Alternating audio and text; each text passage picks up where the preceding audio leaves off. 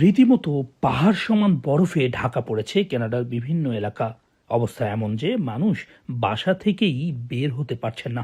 গেল কয়েক দশকের মধ্যে সবচেয়ে শক্তিশালী তুষার ঝড় ও তুষারপাতে বিপর্যস্ত কানাডার বিভিন্ন অঞ্চলের জনজীবন। যোগাযোগ ব্যবস্থা একেবারেই ভেঙে পড়েছে। শত শত ফ্লাইট গেল কয়েকদিনে বাতিল হয়েছে। জরুরি প্রয়োজন ছাড়া মানুষজন বাসা থেকে বের হচ্ছেন না, বন্ধ বিভিন্ন প্রতিষ্ঠান।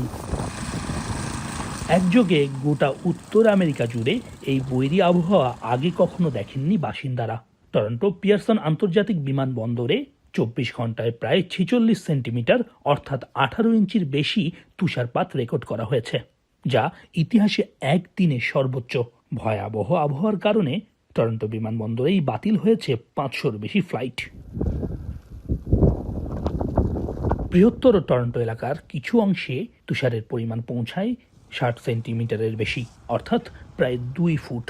এতে কার্যত অচল হয়ে পড়ে বিভিন্ন এলাকার সড়ক যোগাযোগ। টরন্টোর বাইরে হ্যালিফ্যাক্স, কুইবেক সিটি ও সেন্ট জোন্সের মতো বিমানবন্দরেও বাতিল হয়েছে 10 থেকে 20% ফ্লাইট।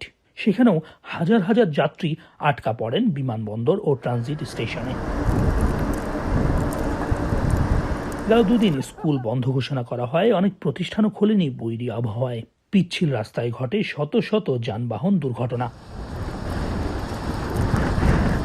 অর্থনৈতিক ক্ষতির সঠিক পরিমাণ এখনো নির্ধারিত না হলেও বিমান চলাচল বন্ধ, ব্যবসা কার্যক্রম স্থবির এবং বিপুল বরফ অপসারণে সরকার ও সিটি কর্পোরেশনকে ব্যয় করতে হচ্ছে লাখ লাখ ডলার। আবহাওয়া দপ্তর জানিয়েছে পরিস্থিতি ধীরে ধীরে স্বাভাবিক হলেও শীতের এই দাপট কমছে না। ফেব্রুয়ারিতেও এমন বিপর্যয়ের আশঙ্কা রয়েছে। ইতোমধ্যে বরফ পরিষ্কারের কাজ বেশ জোরে সোরে চলছে। আগামী 24 ঘন্টার মধ্যে পরিস্থিতি স্বাভাবিক হয়ে আসবে বলে জানিয়েছে কর্তৃপক্ষ। সৈয়দ ইফতেখার, এখন কানাডা। কালার এক্সপার্ট এবং ডার্ক স্যাপ সমৃদ্ধ অরিক্স অ্যাডভান্স ডিটারজেন্ট পাউডার, আপনার লন্ড্রি এক্সপার্ট।